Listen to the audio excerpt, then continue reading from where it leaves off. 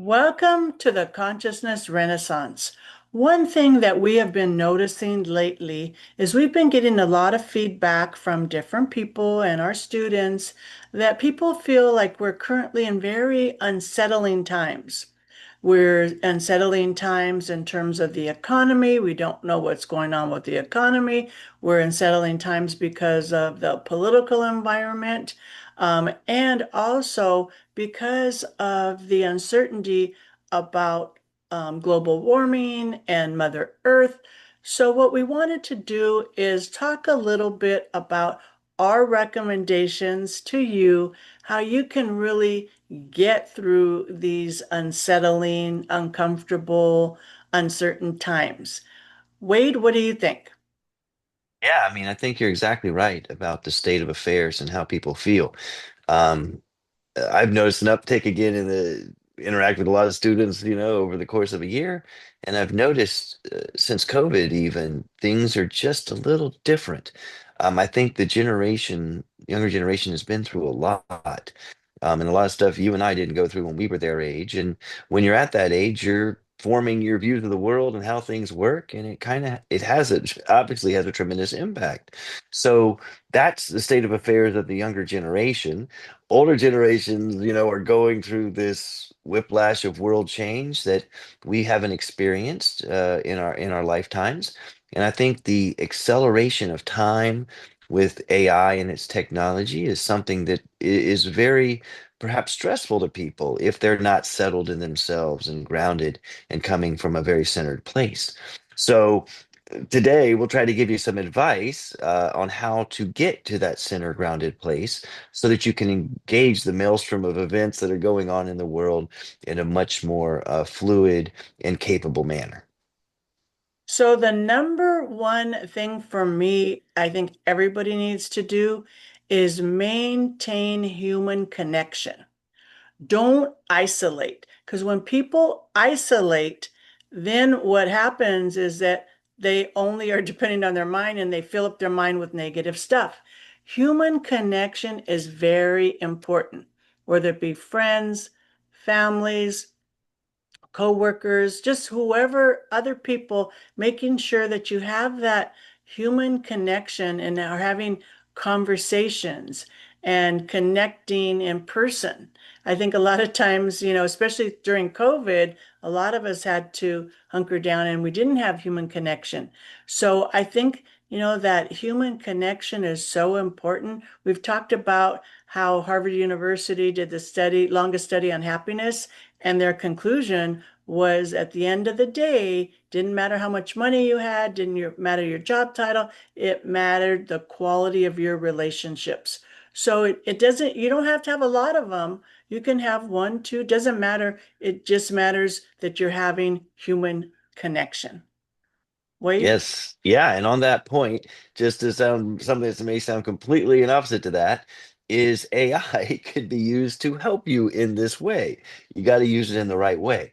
If you're just simply sitting there conversing with AI, getting, locked down, there have been lots of stories recently that come out of people who have had mental breaks by just engaging in AI so much that they lose contact with human beings, with that human relationship that you just so eloquently stated is essential for our well-being.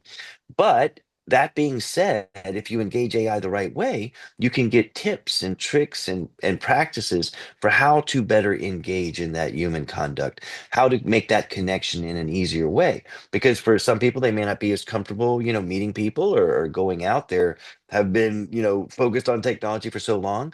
Again, AI is a life coach. You can ask it questions, tips, tell it things you like to do, some of your hobbies, things like that, and ask it, how can I meet more people? What can I do? What actions can I take? And then some of these may seem simple, but AI can give you just one little tip that may be the whole game changer. It allows you to meet some people that are really significant in your life and change how you go about the rest of your days. So just realize that that's a tool, if used properly, that can lead to this human connection that you're pointing out. The other recommendation I have is connect with nature. Now, that can mean anything from going from to a walk, to a hike, going to the ocean, going to a river. going to a lake, just going to a tree and hugging a tree. I'm a tree hugger. Something that takes you out of your house or out of wherever and really, go outside, meditate, just breathe, just walk. And to me, when I have a connection to nature, that helps me stay grounded and my worries melt away. Do you have another recommendation? Yeah, nature's a great one, and it's our context. It's the world we inhabit, and study after study shows, even houses that have plants around them that you live in, people have a better mind state when you've got that around your own home. So nature is essential. You just have to realize how vital that is. Um, Another tip I would recommend that really does a lot for me personally, and I think Plato would echo this, is learning, is education. Like, if you want to grow and develop yourself, then learning is how you expand your horizons. That's how you expand your perspective. Staying stuck in what you know in a little box doesn't get you anywhere. It limits your view. You want to expand that. So, one way to learn a great deal is through AI. You can become an expert on any topic if you engage it the right way and seek to take that knowledge. Let's say this, why don't you use it to those nature walks you go on to ask, what is this tree? What type of birds inhabit this space? Take it with you on your nature walk, which sounds kind of crazy, and learn some more so that the next time you go on that nature walk, you have a deeper knowledge, a deeper sense of the ecosystem, of the interrelationships among different beings that lead to this experience that you can have of such a beautiful, you know, heart-filled experience walking through nature and seeing this beautiful world we inhabit. AI can actually help you learn more about it so that it means more to you as you go through and understand it in a better way. Right. And I love all those apps that are like plant identifiers. I'm assuming that's AI, right? Plant identifiers or rock identifiers or all this stuff. So you're right. You can get so much knowledge, with AI, but also have the experience of being in nature. So again, this goes back to the balance. So for me, the third recommendation I have, everybody, and it sounds so simple, but for some reason people really have trouble with this one, is self-care. Self-care. When I talk about self-care, I talk about mind, body, spirit. So making sure that you are fulfilling your mind, your body, and your spirit in different ways.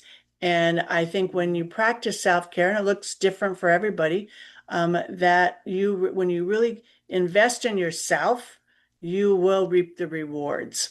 What does self-care look like to you, Wade? Yeah, I mean, that's a critical point. If you don't care for yourself, you can't care for others. It's impossible. So realizing, that, wow, I'm a pretty good person. I like this person that I am and what I become. That's essential to your self-development, to the betterment of this world, to everything else. So you have to figure out how to love yourself, how to care for this. One of my favorite quotes is, this is not the actual quote by Blaise Pascal, was to the effect of, all the problems of humanity are caused by the fact that a human being can't sit alone by themselves in a room for 30 minutes, right? Hmm. So why can't they? Because they don't like what they see in their mind when they're sitting by themselves. You need to work on it such that you do like what you see, that you do care for it. And everyone makes mistakes. Everyone's flawed. No one's perfect. But you can learn to develop yourself and see the good and realize, that who you are is just fine and that you can work on yourself to become even better. But that realization, that's why when the oxygen mask comes down in an airplane, they say, put it on yourself first and then help your child, help your spouse, help whoever. Because if you don't help yourself, you can't help anyone else.